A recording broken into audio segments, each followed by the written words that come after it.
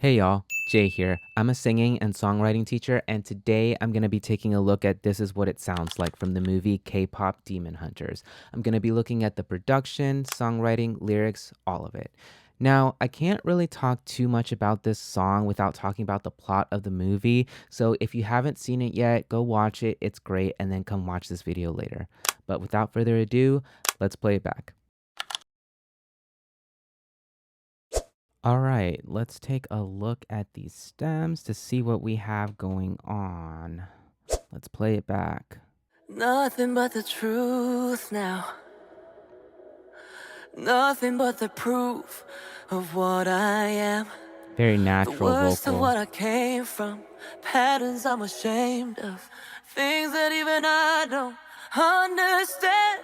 I try. Yeah, so in that section in the verse, we have a 20-bar verse at the very beginning of the song. We just have the vocal, and then we have a very subtle synth part happening in the background. It's very distant.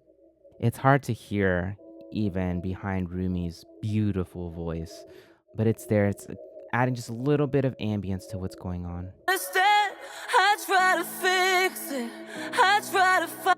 Then the piano comes in just gently, leading us up into something bigger. We know something bigger is going to happen, so the chords do a good job of like letting us know that in a subtle way. I broke into a million pieces and I can't go back. Here's the chorus. 20 bars here too. The scars are part of me. Darkness and harmony. My voice without the lies. This is what it sounds like. Why did I cover up the color stuck inside my head? I should have. So here we get the other two girls, Zoe and Mira, to come in. Why did I cover up the color stuck inside my head? I should have let the jagged edges meet the light instead. Show me what's underneath. I'll find your harmony. The song we couldn't write. This is what it sounds like. We're shattering the silence. We're rising, defiant, shouting in the quiet. It's really interesting that in the chorus, we get the two girls that come in that do a higher harmony than Rumi, and then we get this like really low bass part here going on. Let's just isolate that. Just meet the light instead. Show me what's underneath. I'll find your harmony. Very pretty. The song we couldn't write. This is a lot of what bass it here. sounds like. We're shattering the silence. We're rising, defiant, shouting in the quiet. You're not alone.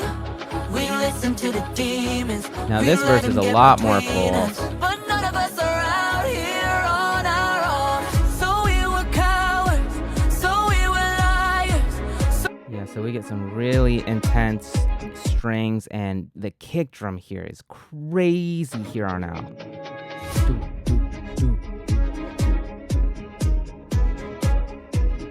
This second verse really evolved into something much bigger.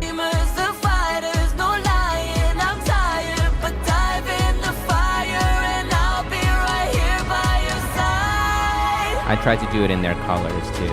I think it looks cute. Let me know what you think.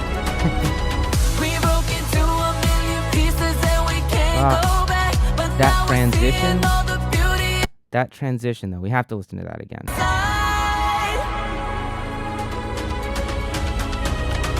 It's from the drums. Yeah, we get this very, very cool drum fill. Fills are important. They let us know something big is about to happen.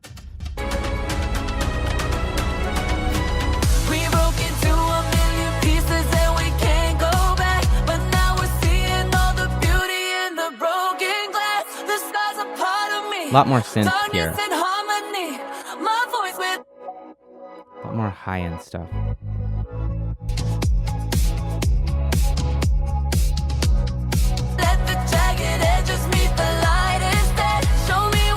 So now it feels full. Now it's like the whole song.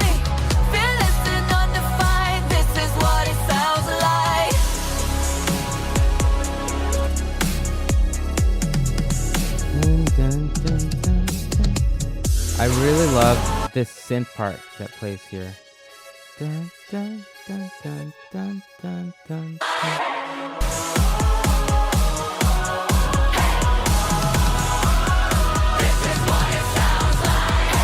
Yeah, so we got a 16 bar bridge, and this is where the choir, all their fans come in and join them to form the Hanmoon.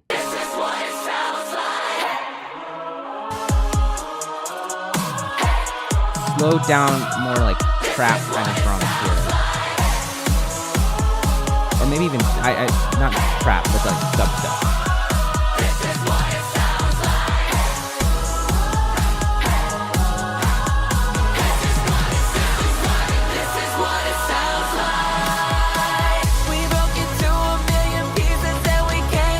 See, this song really uses silence to its benefit during a lot of its fills. It really gives, like, in the last fill, everything kind of dropped out to give the drums a moment to really escalate everything. I think it was just drums based in a little bit of synth. And in this one, everything drops out to give the choir its big, huge moment before it takes us into that final chorus. And it just feels so satisfying. That fill is also crazy.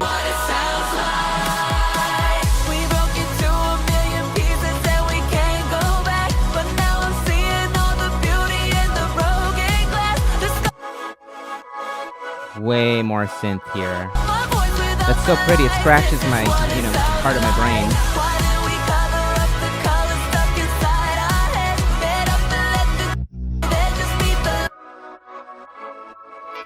We get this really cool guitar part here also. Let's isolate that.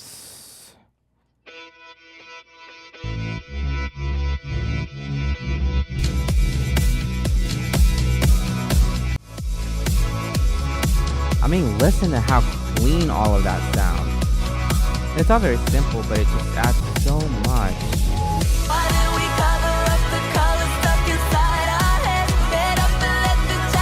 Look at the vocals here. Show me what's underneath. I'll find the harmony. Feel it's and undefined. This is what it sounds like. My voice without the lies. This is what it sounds like. Feel it's and undefined. This is what it sounds like. Truth after all this time. Our voices all combined. Yeah, and the choir is like chanting behind them. I think I saw someone say that it was like the intro of the film, of like what the original huntresses were chanting, which is a cool way to kind of like bookend the end of the movie to the beginning of it. This is what it sounds like. Feelings and undefined. This is what it sounds like. Truth after all this time. Our voices all combined. When darkness meets the light. Wow. This is what it sounds like. Oh, that last chord that everybody sings together. Gotta hear that again. This is what it sounds like.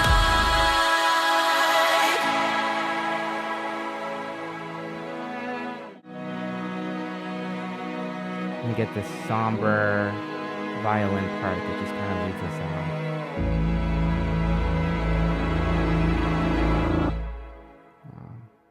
I mean, I'm just so impressed with how everything here just kind of comes together and makes so much sense with the overall like narrative of the song itself, right? It really relies heavily on all the different vocal textures and textures of the instruments too. We have this crunchy guitar, we have these like high synths, we have this very like low but kind of hollow bass, and these very strong drums that are kind of in our face and really knock.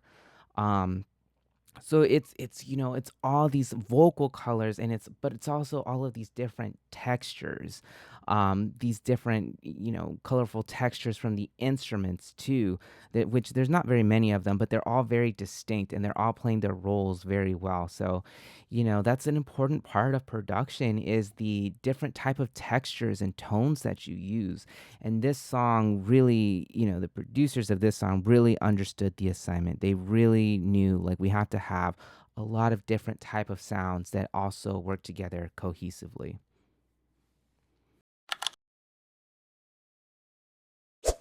All right, so I want to look at some of these lyrics because I think that what it sounds like does a really good job of something called developing the boxes, which is basically just a concept stating that you want your major sections to develop and kind of raise the stakes over time. And the way that this is what it sounds like, or what it sounds like does it, is through changing the perspective of who's singing and who's feeling included in the different sections. So, verse one is very much about Rumi and her struggles. And then in verse two, we get the other two girls, Zoe and Mira, to kind of chime in, and everything shifts to kind of we statements.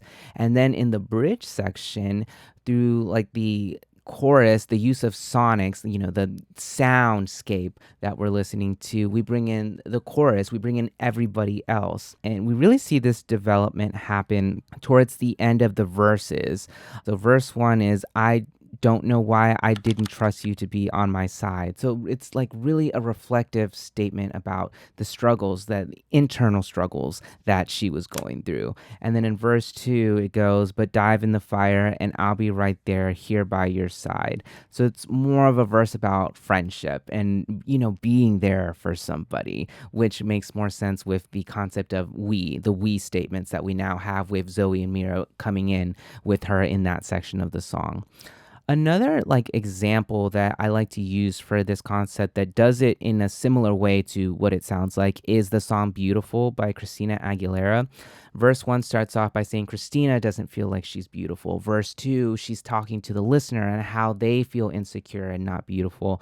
And then the bridge section of that song is we're all beautiful in every single way. So that's one way to kind of help develop your songs, develop your boxes, and kind of raise the stakes throughout the course of the song. Otherwise, things kind of start to plateau emotionally if you don't develop the boxes. Some other things that stand out at me are but now I'm seeing all the beauty in the broken glass. So another section that kind of stands out to me is the section in the choruses where they say, but now I'm seeing all the beauty in the broken glass. I should have let the jagged edges meet the light instead.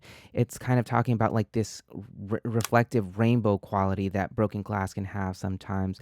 And I think that that's a much more creative, visual, and sense bound way of kind of creating this imagery of rainbows in our head without literally saying the word rainbows, which can kind of get a little bit corny if you're not careful about it. So that's really smart songwriting as well. You want to engage the listener's senses as much as possible: sight, taste, sound, touch, feel, and also the feeling of motion is another one that kind of gets looped up in there as well, like kinetic feelings. Another part that I really enjoyed is the show me what's underneath, I'll find your harmony. And that one is just brilliant because it has like two meanings to it, right? It's like I'll find your inner peace if you let me in, but it's also talking about harmony in the musical sense, which this song ends on an epic chord sung by the chorus that is stacked with harmonies, and it's just perfect, and it just makes so much sense in the context of the song. I mean, this song and the production, everybody involved with it really did a fantastic job of like honing in on the main idea of capturing this song that is supposed to feel very dense in terms of like different textures and sound qualities, and they looped in together all of the different sonics and lyricism to just kind of make it all fit together. This song has a very strong concept and they executed it just perfectly. All right, everyone. Thanks for tuning in to my breakdown of what it sounds like. Hopefully, you enjoyed it. I really enjoyed talking about it. It's my favorite song off of this incredible soundtrack. But I mean, it's so hard to choose because all the songs are so good. They're all so well made. I'll probably break down some other songs from it in the future. It's an amazing movie. And, let me know what you thought about the song down in the comments below as well. Did you kind of hear anything new that you hadn't noticed before, or what were your kind of interpretations on it in terms of like the plot and everything? Let me know about that too. I love hearing about that kind of stuff. And as always, if you found this helpful, insightful, or anything like that, feel free to like, comment, subscribe. It genuinely does help and I appreciate it. Thanks.